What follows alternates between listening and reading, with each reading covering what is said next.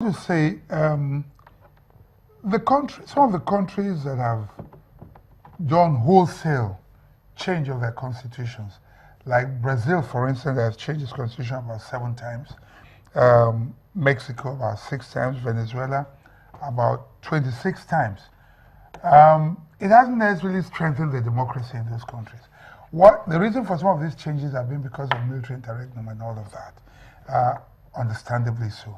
But there is never a time that everybody is going to have a say. When you say we the people. But changing the constitution will give it a new, will be like a breath of fresh air. And which is, When you say breath of fresh air. Yes. Sorry, you will come. Okay. When you say breath of fresh air, let's look at the issue of creation of states, for instance. I can assure you, it's only just going to throw up foul air.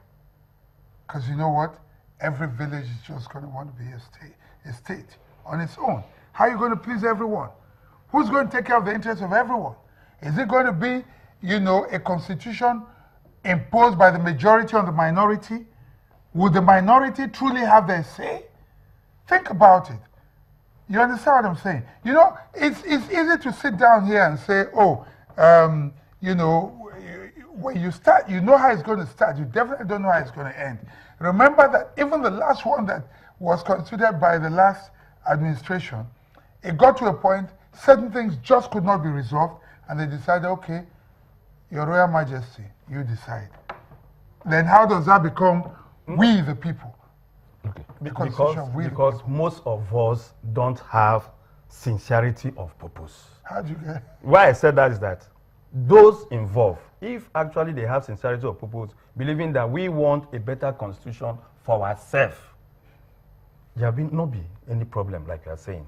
Like I maintain, it has to do something that people will embrace. Till today, if you like, let's talk till tomorrow. Most Nigerians don't believe in this constitution because for us, we see it as a document that was handed to us. And that's the truth because there's a lot of loopholes in the constitution. Okay, let me just, I'm not supposed to ask a question, but let me ask this question. When this constitution is going to be changed, assuming now, let's say, the government and indeed the entire people of Nigeria agree, okay, we're going to change this constitution, what exactly do you think will be changed to make it as you think it should be? We'll start from the grassroots. Start with town hall meeting. Have opinions of all representatives in your community. They have their position. We'll go around. Other communities will have their position. For example, look, even they say, when you talk about even the sharing of resources from the crude cell, even the resources, when you talk about the federation accounts, how do we sell resources, you discover that today, people from the Niger Delta are not happy because they believe that what they're supposed to have, they are not being given to them. And they are the people that lay the egg where we're enjoying it today. And that is why if you discover, you can see, even though I don't support that, the sabotage that's happening there by blowing up the pipeline and stuff like that, it's not the best because they believe that they are being cheated and they are being marginalized. Even some other groups and ethnic groups in Nigeria till today believe that they don't have a voice in today's constitution. Yes, I believe that, yes, a holistic constitution that will allow their representative, not people in the National Assembly. But there was a national conference. What happened to it? Because it was not implemented. It was not. The present government did not implement it till today. So that question of continuity comes back again. That is when you say continuity, that's why we are having the same issue. Because when we say continuity, then that means that we'll continue to have this problem until when we can afford to have a true constitution that the people believe in. So so if this government said that we're going to do this, what's the guarantee that when this government moves on, the next government will not come and say, let's have another wholesale change of the constitution? No, I will not, because the citizens have a voice. And Nigerians have been complaining. I'm telling you, if you take sample from people, most Nigerians have been complaining. And power belongs to the people. What they want, let the government give to them. Mr. Hyde, why don't you want the government to give it to them? Well, you see, I'm amazed that an honorable member of the House, who is supposed to be representing his people, will be here arguing when he has a responsibility to take their voice to the House and say, my people want this changed. You understand what I'm saying? That is your job as a lawmaker. Yes. At the National Assembly, we have representatives. At the House of Representatives, you have representatives, and representatives, you notice it is not like the Senate that is, equal, 3 per state. That is distributed according to population. Okay? So that is, you're talking about representational, whatever. Okay? Now, people there, their job, how did we get, you talk about Niger Delta. Yeah. How did, NDDC is an act of parliament. Is it not? Some of the things that even the derivation that has been increased, these are acts of parliament. These are things that you do where there's injustice or inequality. You do. I can assure you, if you hold, I come from a minority state. Okay, if we were to go to a national conference now, I might have my say. I definitely would not have my way. You know why?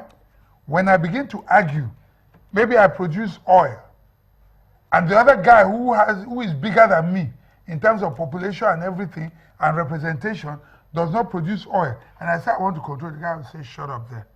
You cannot. When we vote, obviously I'm outnumbered. You understand what I'm saying? I may have my say, I most definitely am not going to have my way. Yes, in most. You understand what I'm saying? So how does that represent me? How does that take care of my interests? And that's where the agitation and we begin to feel the same way we're feeling today. That's why some of those things were in that constitution. But why do we talk about evolution? As we saw how things were going, we saw the level of injustice and things that were being done.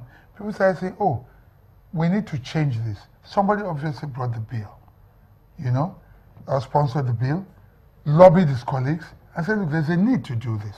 There's unrest here. It's a problem that has cropped up. We need to address it. And so you address it as it arises. Probably when they did not agree at the time, those people did not foresee that problem.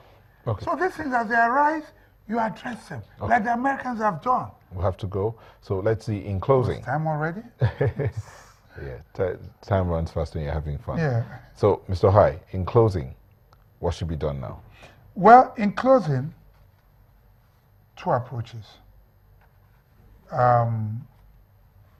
We should do an amendment that is like an amendment as you go. As issues arise, we see the problems, everyone sees the need, and so we amend it.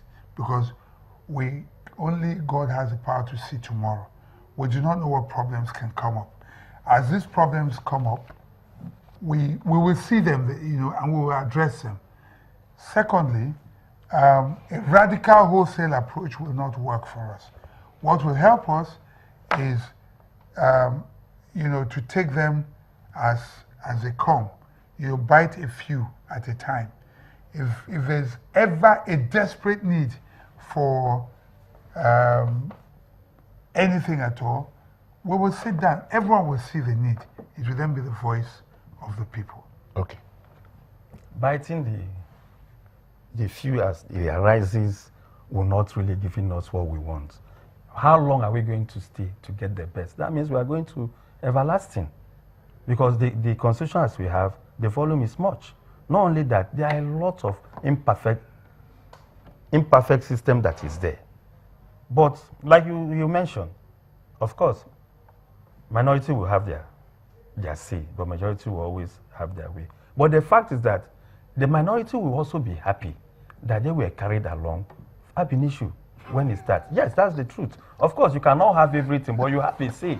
And even if you are being outnumbered, you understand. But the argument is that we need something till tomorrow that Nigerians will truly call their own constitution. Because what was given to us by the military government. If you have your say, you don't have your way, you might go into the trenches like what is... Gentlemen, thank you so much, Mr. Victor High, political analyst, Honorable Jude Ijimogu member, Lagos State House of Assembly. Thank you both for coming. Thank you. And for you at home that let us be a part of you, we want to thank you so much to bringing another edition of the show. Bye.